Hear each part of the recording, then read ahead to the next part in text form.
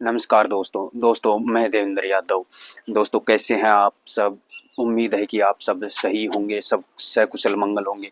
दोस्तों मैं आपसे थोड़े सोचा कि इंटरेक्ट कर लूँ। ये मेरा पहला वीडियो है। मैं कुछ किताबें पढ़ रहा हूँ। मैं कोई वेद का ज्ञाता नहीं हूँ, मैं कोई संत महात्मा नहीं हूँ, कोई विद्वान नहीं हूँ।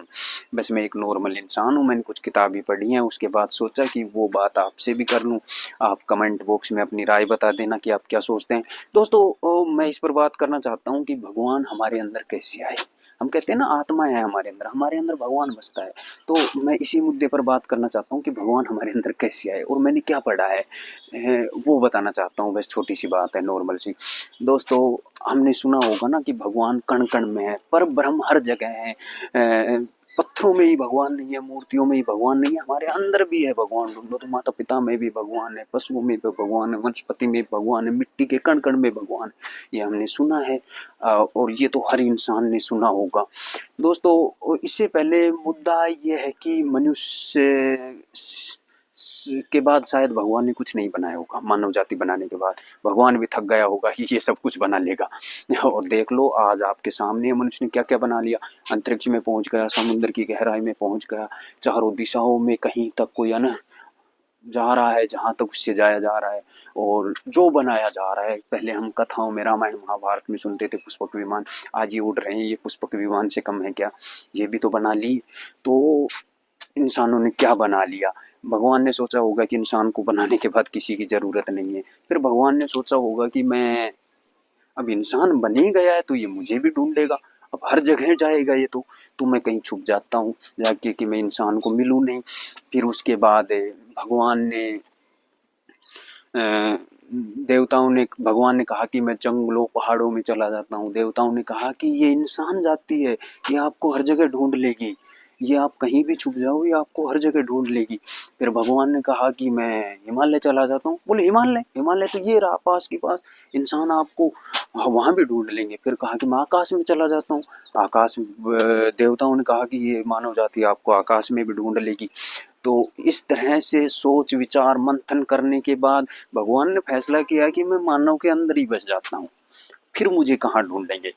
दोस्तों जो आत्मा है हमारी, वो भगवान का रूप है। हम कुछ गलत काम करते हैं तो सबसे पहले आत्मा से, मन से एक आवाज उत्पन्न होती है, दिल से एक आवाज उत्पन्न होती है, एक आवाज आत्मा से उत्पन्न होती है।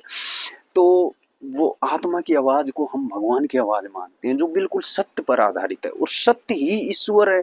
ये गांधी जी ने कहा है। गांधी जी पहले से सोचते थे ईश्वर ही सत्य है, लेकिन बाद में कहने लगे कि सत्य ही ईश्वर है। जो आत्मा की आवाज है सत्य है, वो ईश्वर की आवाज है, दोनों एक दूसरे के पैरेलल है।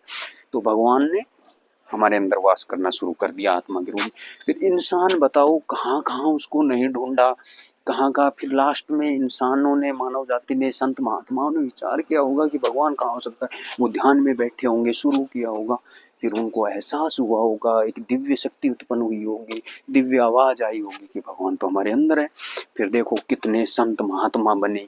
और मनुष्य भगवान को खोजने के चक्कर में खुद के अंदर ढूंढने के चक्कर में खोता जा रहा है।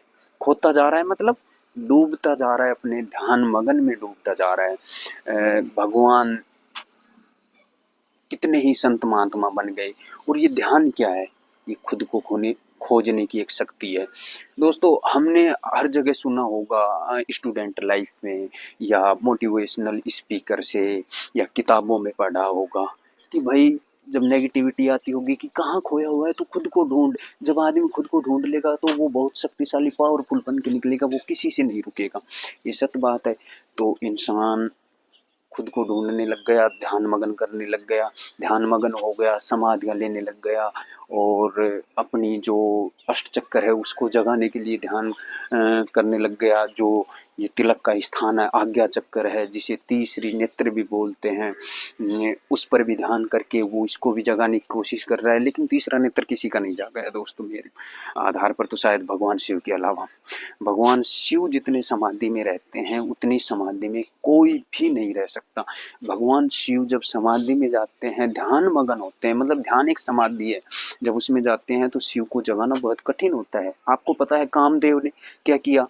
कामदेव ने भगवान शिव को जगाने के लिए कितने प्रपंच रचे। फिर जब भगवान शिव का तीसरा नेत्र खुला तो उसने कामदेव को भस्म कर दिया। माता पार्वती ने कहा कि ये तो मेरी आज्ञा से कर रहा था।